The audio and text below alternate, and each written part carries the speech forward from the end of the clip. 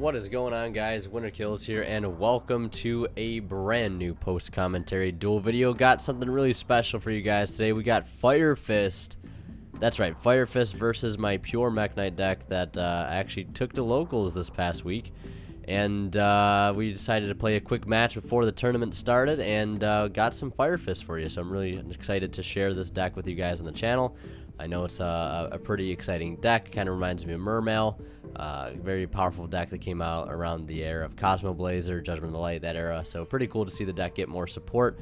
But unfortunately, he had to pass on his first turn, allowing me to, you know, as a going second deck, to really pretty much just have free reign here. The Ibli and Timeton lock already being established, and then using Blue Sky, resolving it. Even though he has no cards in the field, I'm going to give him that card to be able to resolve it. And he does have Ghost Ogre, though, or not Ghost Ogre, but the Ash Blossom for the Morning Star, but it really doesn't matter too much. I'm going to miss out on a search, which is not the biggest deal, but I've got Ibli Timeton to carry me through, I guess, for the time being. And I'm able to resolve a Purple Nightfall here before I close out my turn. I had another Blue Sky off of this Purple Nightfall, and I was debating on whether or not I could actually go for a game or not, but I think since I was denied that search off of my Morningstar, I don't think it was entirely possible, because I was debating on whether or not to grab Red Moon to be able to clear that Ibli off the field and then succession something else back, because if I would have been able to do that, I think that would have been game 100%, because I would have had like another Mekk-Knight like Indigo and Red Moon on field with Timeton and Morningstar, which would have been game plenty. But I'm going to pass it over to him with one set.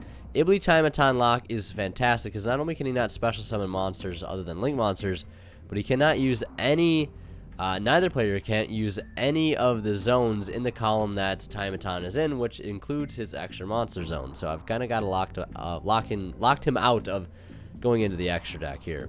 And he resolves Tanky. It's going to go through. Normal summoning Rooster here to be able to send that Fire Formation. And I believe it'll allow him to set another one directly from his deck. I believe he's going to go for Tensu, which of course is going to give him an additional normal summon upon activation. And that's going to be the normal summon of the Elephant. And from this point, he's going to opt to use its second effect, not its effect on summon, but rather use the one that recycles one in the grave, a Fire Formation in the grave, to add a level 5 or higher Fire Fist. And of course, that's going to be none other than Panda, which is also a new addition to the Fire Fist archetype, the Brotherhood itself. So, looking at the extra deck now for some options, he's got to first clear the Ibli, then he's got to clear the Timeton if he wants to get any more plays going. So there it is, the classic turn the Ibli to defense, go into the battle phase of shame, and take that 2,000 as he crashes it right into Morningstar. Now, I wish there was a way, and maybe there is, and I just haven't discovered it yet, but some way to sort of have like a searchable Mekk-Knight card, or World Legacy card that can negate an attack, so that when you go to crash that Ibli, you just negate the attack, and then they're sort of left in a very awkward position.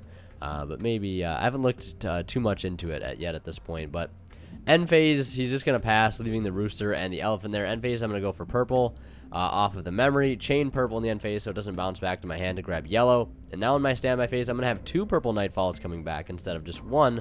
Of course, one will be in a defense position, and the other will be in attack. But not going to make too big of a difference. Since I can turn the defense position 1 into attack if I so desire.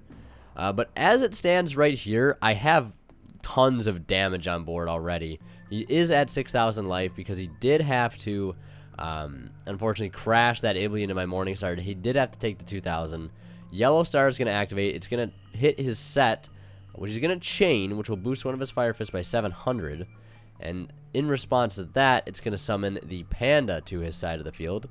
Because of that card, special summons itself if you activate a Fire Formation spell or trap, except during the damage step. And then I'm going to summon the Blue Sky here, in that column that Tensu is in, to grab Red Moon. And now I've pretty much swarmed the entire field at this point. Most of my board is Mekk-Knights. Going to link the yellow and the blue and the Morningstar for none other than the trusty steed, the Boral Sword himself. And just feeling really good at this point. Going to banish blue to try to pop the Panda, but he's going to use Panda's effect to send another Fire Formation to protect, But I've got another Red Moon effect that I can use because it's not a hard once per turn. I've got Succession. Borosword is going to start swinging for some damage, and we're going to head into game 2. He goes first again, sets 1, and passes. So, unfortunately, again, not opening up too well.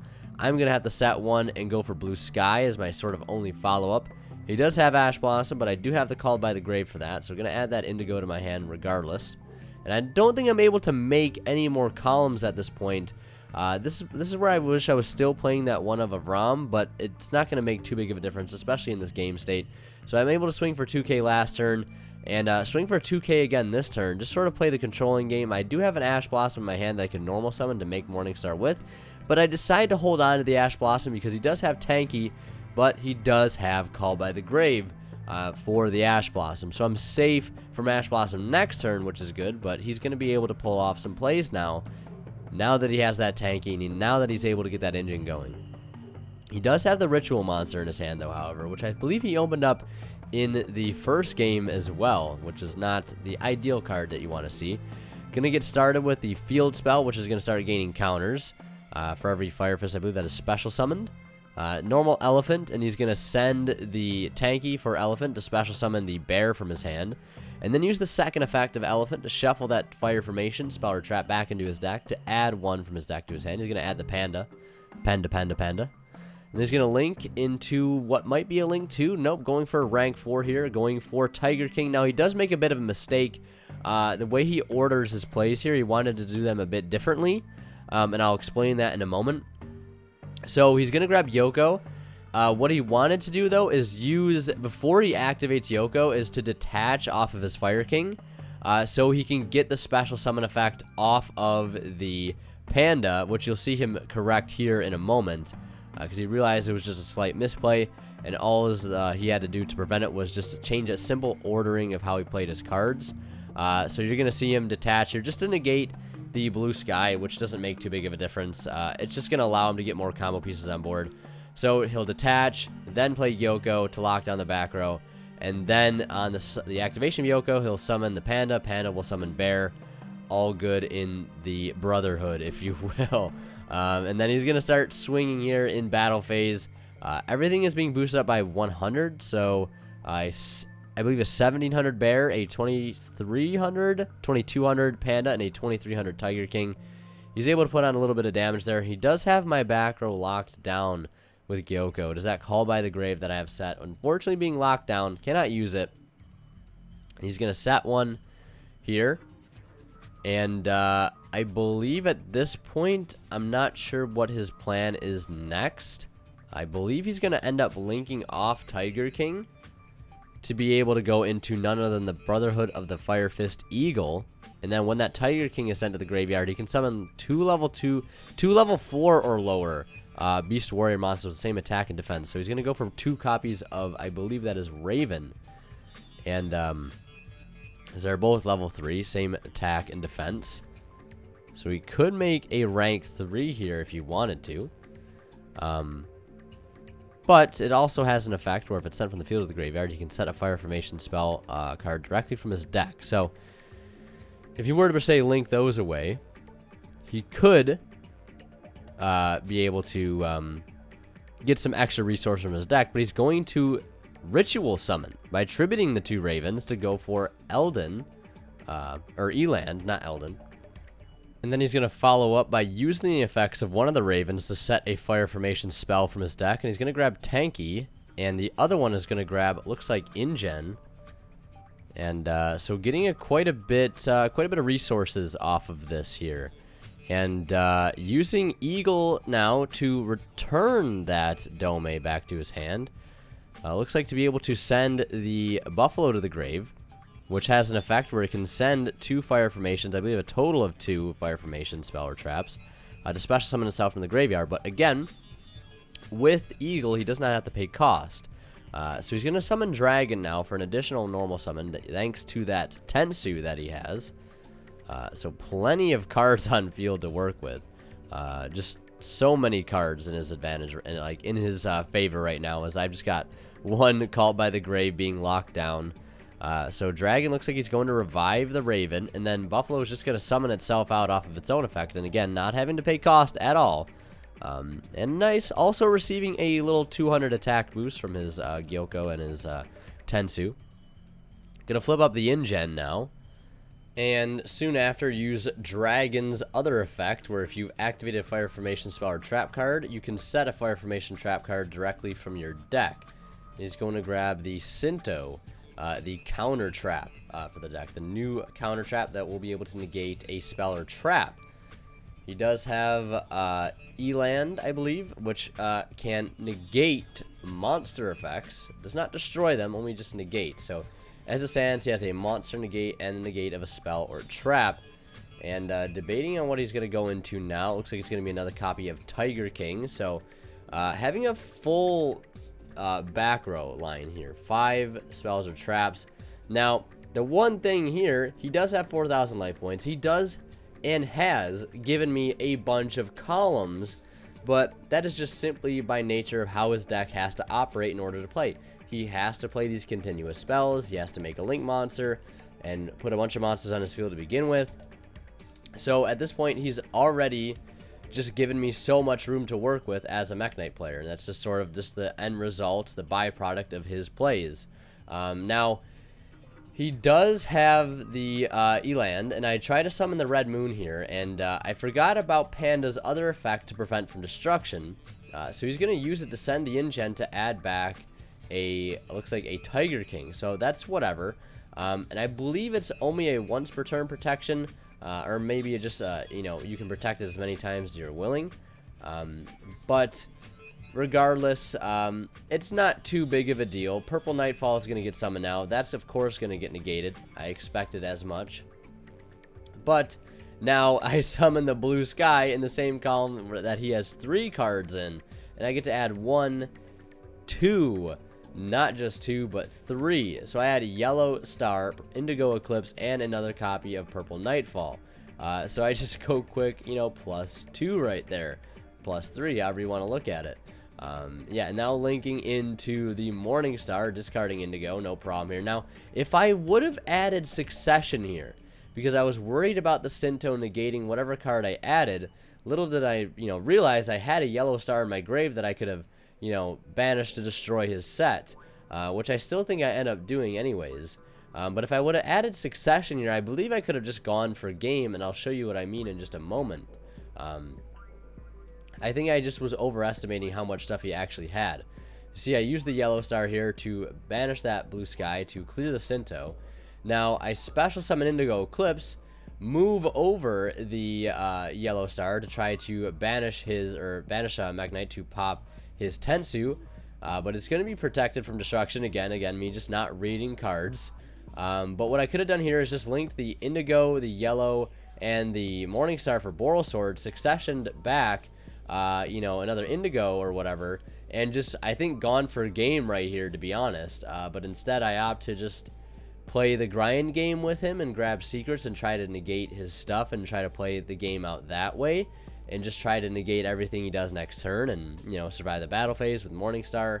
But, yeah, I think I was just overestimating, and I just didn't see that line of play, which can happen sometimes when you're in the heat of a duel. It's hard to sort of always see all the plays very clearly because you got so many things going on in your head. Trying to think of, the what ifs. What can I do now? What does he have? What's he going to draw next turn? Things like this. So I think I might have just missed an OTK opportunity there, but it's fine. These things happen. He's going to start off with the Dome now on his turn. Still has that Eland and still has a Raven on his field, but on the activation of Dome, he's going to summon Panda. And Panda, on the special summon of itself, is going to summon the Eagle from the graveyard. So getting a Link monster back essentially for free, and now no longer has to abide by the paying cost rule. And of course he'll get some counters on his field spell there.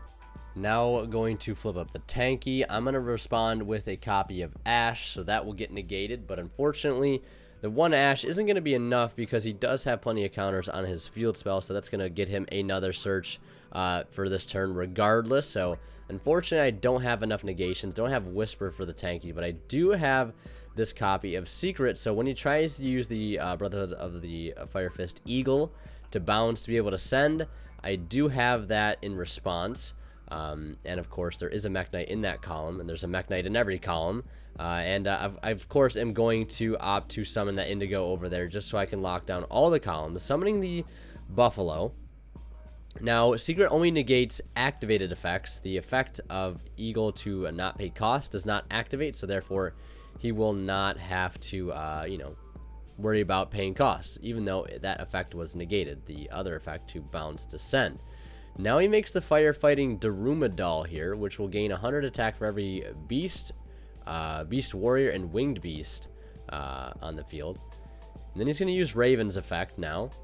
After, of course, you know, I'll be setting the Yugioh, not the Yoko actually, but setting the copy of Yoko, not Yoko, or whatever, however it's pronounced. But he's going to basically use this to discard the card he searched, the Ram, I believe, to be able to target a card your opponent controls and destroy it. So that's how he's going to clear the secrets. But if there wasn't per se a Mekk-Knight in the column that Daruma doll was in, he could have targeted a spell and a spell or trap on each player's field and destroyed them both. Now going to use an effect, I believe, of Daruma doll that he shouldn't have been able to use. Which is to destroy 2 spells or traps. That should have been negated, I believe. Or no, never mind. It will not be negated because the Secrets is gone. What am I talking about? So he still gets that effect there. Blows up 2 spells or traps. Get the effect of Domai to a special one. And it's going to be Dragon, of course. And now he can use Dragon to summon out Bear from Grave. Not having to pay cost here. Now we all know the classic Bear tanky pop. Which will he take advantage of that? That Morningstar is still going to pose a bit of a threat for him because with that on field still, he needs to attack a Mekk-Knight in the same column as that Mekk-Knight he's attacking, or else I take no battle damage and my Mekk-Knights cannot be destroyed by battle. So Bear tanky pop being activated here. No tanky being removed though, of course, because thanks to Eagle. And that will clear the Morningstar. Now linking, or not linking, but Xyz, going into an Xyz summon of the Cardinal, which is a very, very powerful card. Reminds me of TR Masu, but for Fire Fist. Basically, it says, detach 2 XD materials from this card, then target 2 Fire Fist or Fire Formation cards in your graveyard and or face up your side of the field, and 2 cards in your opponent's graveyard and or face up on their side of the field. Shuffle those targets into the deck. So he shuffles my purple and another indigo. I try to chain purple, and he uses the Elan to negate. It doesn't get destroyed, so it's still going to get shuffled back into the deck. Now he's going to go into battle phase here and start dealing some damage, and that is going to be game right there with the remaining monsters that he has. However, now we head into game 3, and as we do that, I want to mention a quick shout out to our sponsor at Imperium Duelist, the providers of that beautiful playmat that I have on the left. Not that the one on the right isn't good, it's a nice looking Dango Seka mat, but if you want a 2-player cloth playmat like the one that I'm using, or any of the sleeves that I'm using, or any of the sleeves that you guys see me use on a regular basis, or other mats, highly recommend you guys check out our sponsor Imperium Duelist. Down in the description below, a link to their website and a discount code that you can use to save 10% off on your entire order. So getting back to the game here, he is going to have Called by the Grave for my Ash Blossom, which is really unfortunate. So he's going to be able to resolve his effects here, no problem. So now Rooster is going to resolve now to add a Fire Formation monster, or Fire Fist monster from his deck to his hand, and I believe he's going to go for Dragon, which he does add here momentarily. And then makes a pretty cool use of Al Mirage here to be able to clear up his extra monster zone, which we'll also see here momentarily. So we're going to add the Dragon, and then use the Tribute effect of Al Mirage to target a normal summon monster to, I believe, protect it from targeting or card effects, or destruction from card effects. So really nice use there to get that out of the extra monster zone. Now we'll see him use Eagle's effect to return that Fire Formation spell or trap from his graveyard to be able to send a Fire Fist monster from his deck to the graveyard. Now, I believe when I was playing this game, I remember him saying that he was basically just 1 card off from being able to pull off a really good combo. Really just not too much extenders in his hand after this initial play here. So right now, he's just trying to get his graveyard loaded with the best bet that he can and hope to survive the next turn, which, I mean, at this point, that's all you really can do. And it looks like he's going to send a copy of Buffalo to the graveyard, which, of course, can act as just a card you can summon out for free. Of course, with Eagle on board, no problem. He's able to do that easy. Now, He did call by my Ash Blossom last turn, and it lasts until the end of the next turn, which would be this turn. And of course, Ash is still negated, so my Signet Mining is still able to go through uninterrupted, and is still negated. So a bit of a waste of an Ash Blossom there. Both of us making a couple mistakes this game, but hey, it's a bit of a testing match. He's still learning the deck, and I'm still trying to get better with Mekk-Knight as time goes on. But the Ib play goes through, gets me secrets, and then I grab Blue Sky here. Now I'm going to special Blue Sky in that column that the Eagle is in to grab another search of, I believe, Indigo, or perhaps Red Moon, since I've already got Indigo set up in the graveyard. Now we're going to link the, of course, the Ib and the Blue. Classic Mekk-Knight combo here. I'm going to go summon the Lee, the World Chalice Fairy. And that is going to add the copy of the Chalice, which I still need to get a super rare of. I asked around at locals the other day, and nobody had that card in super rare, which is really unfortunate. So I might actually have to pick one of those up and just wait for it in the mail, which isn't too big of a deal. But we're going to discard the Chalice there to add Whispers off of the Morningstar. And our board is really stacked right now. It may not look like it, but our back row is going to do a lot of work for us. Red Moon's going to clear the Eagle. We're going to flip up Succession, and I was debating on what to revive off of this, and I decided I would go with the World Chalice, and after I swing in for 48 here, I've decided to go with the World Chalice, or 43, rather, not 48, but swinging get the World Chalice out, because if he goes in the extra deck, it does have that first effect of the World Legacy World Chalice, to be able to send a monster that was special summoned from the extra deck by attributing it to the grave. So it'll do two things. It'll prove to be a bit of a roadblock that he has to play around, and it'll also get itself engraved regardless whether he removes it without me using its effect, or me using its effect, getting to the graveyard to be able to use that banish effect to search next turn. And going to use Tensu and use the additional normal summon right off the bat. Dome is going to activate now, just the spell, not the effect, and he's going to attempt to use Dragon to try to reborn something out of his grave, but it is met with that Secrets and Indigo, so that's going to get negated. But he still has to send for cost. He still has to send the Dome and the Tensu to the graveyard, and Dome is going to activate now since it was sent, so he's going to be able to reborn a Fire Fist monster in his graveyard. Now which one will he go for? Something to keep in mind here, I don't know if it's just because he wasn't paying attention or just didn't see this line of play, but he could have summoned potentially that Rooster in that middle column where I don't have a Mekk-Knight, where I wouldn't have been able to negate it, which is one of the reasons why I wasn't so sure, of making that play by reviving that World Chalice was the best play, because it would have given basically a free column to work in. And so Rooster could have potentially gone through there to add a Fire Fist, and he also could have potentially gone into battle phase to clear it, so I can't use that effect. So I don't know.